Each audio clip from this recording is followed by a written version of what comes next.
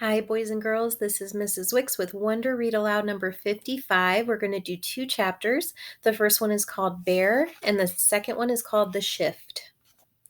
Bear. We called the puppy Bear because when Mom first saw him, she said he looked just like a little bear cub.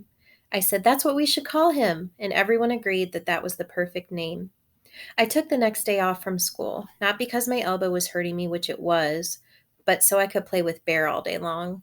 Mom let Via stay home from school too, so the two of us took turns cuddling with Bear and playing tug of war with him. We had kept all of Daisy's old toys and we brought them out now to see which ones he'd like best. It was fun hanging out with Via all day, just the two of us. It was like old times, like before I started going to school. Back then, I couldn't wait for her to come home from school so she could play with me before starting her homework.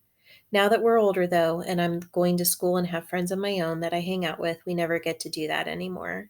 So it was nice hanging out with her, laughing and playing. I think she liked it too. This chapter is called The Shift.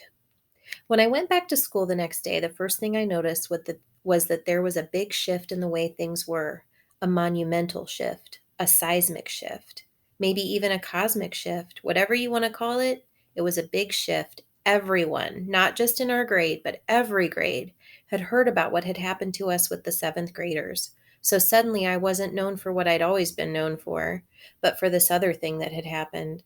And the story of what happened had gotten bigger and bigger each time it was told. 2 days later, the way the story went was that Amos had gotten into a major fist fight with the kid, and Miles and Henry and Jack had thrown some punches at the other guys too. And the escape across the field became this whole long adventure through a cornfield maze and into the deep, dark woods. Jack's version of the story was probably the best because he's so funny. But in whatever version of the story, and no matter who was telling it, two things always stayed the same. I got picked on because of my face, and Jack defended me. And those guys, Amos, Henry, and Miles, protected me. And now that they'd protected me, I was different to them. It was like I was one of them. They all called me little dude now, even the jocks. These big dudes I barely even knew before would knuckle punch me in the hallway now. Another thing to come out of it was that Amos became super popular, and Julian, because he missed the whole thing, was really out of the loop. Miles and Henry were hanging out with Amos all the time now, like they switched best friends. I'd like to be able to say that Julian started treating me better too, but that wouldn't be true. He still gave me dirty looks across the room.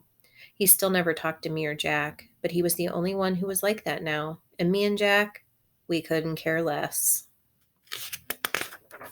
The next chapter is called Ducks.